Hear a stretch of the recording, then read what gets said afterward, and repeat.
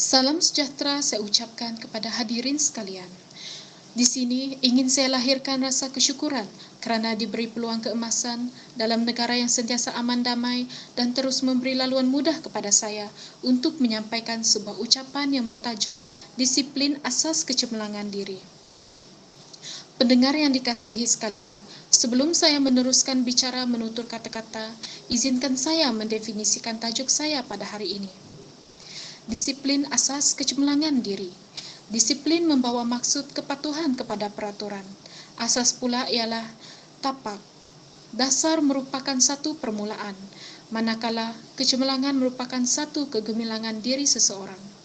Jadi, kepatuhan kepada peraturan merupakan tapak permulaan kepada kegemilangan diri seseorang. Tanpa membuang masa merata-rata, izinkan saya merungkaikan beberapa misteri kecemerlangan dan kegemilangan diri yang sememang cukup untuk mudah dikecapi. Akal yang cerdas terletak pada tubuh badan yang sehat. Tubuh yang sehat dan cergas memang diperlukan untuk menjalankan aktiviti seharian. Salah satu faktor yang perlu diambil berat ialah faktor kesihatan. Kesihatan dapat dijaga apabila pemakanan diawasi. Makanan yang banyak bahan perasa, bahan pengawet dan berkarbonat mestilah dihindari bagi memastikan saraf otak berjalan lancar, kerana bahan seperti inilah yang melemahkan ingatan dan menyebabkan sukar untuk menghafal sesuatu. Makanan seperti ini juga boleh menyebabkan kegemukan dan obesiti berlaku. Jika terjadi sedemikian, proses pembelajaran sukar untuk dijalankan. Oleh itu, sewajarnya kepada sesiapa yang mencari-cari kecemerlangan diri dan kehidupan berdisiplin, perlulah menjaga pemakanan seharian. Jagalah pemakanan anda. Ingatlah pepatah ini, makan untuk hidup, bukan hidup untuk makan. Peraturan semestinya ada di sekeliling kita. Hidup tanpa peraturan seumpama hidup tanpa nyawa. Jadi faktor yang ingin saya tegaskan sebentar lagi, berdasarkan aspek mematuhi peraturan iaitu patuh kepada arahan.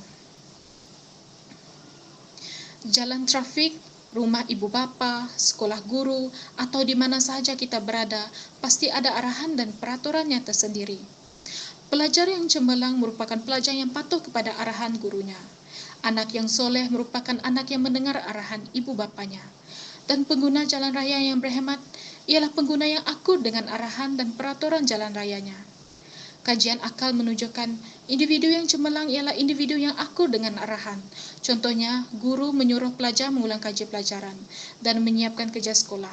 Tetapi, pelajar ini bukanlah seorang yang patuh pada arahan dan pasti tidak diendahkan kata-kata guru tersebut. Bagaimana ingin cemerlang jika berlaku sedemikian rupa? Ingat, patuh pada arahan, kecemerlangan dalam tangan. Hadirin yang sekalian, faktor terakhir yang ingin saya tegaskan pada hari ini adalah faktor yang paling penting, berkisar aspek dalaman individu itu sendiri. Di mana ada kemahuan, di situ ada jalan. Hendak 1000 daya, tak hendak 1000 dalih. Penat saya menyusun kata, tapi itizam, keinginan, daya usaha, daya saing, sedikit pun tidak terbit dalam hati. Macam mana mahu cemerlang? Terletak pada individu. Semangat juang untuk berjaya, untuk cemerlang semestinya ditanam dalam diri masing-masing. Orang cemerlang, orang punya semangat juang. Datuk Aksa Mansor dan Datuk Sharifah Mazlina contohnya. Keinginan yang tinggi, kemahuan yang membuak-buak untuk mengharumkan nama negara.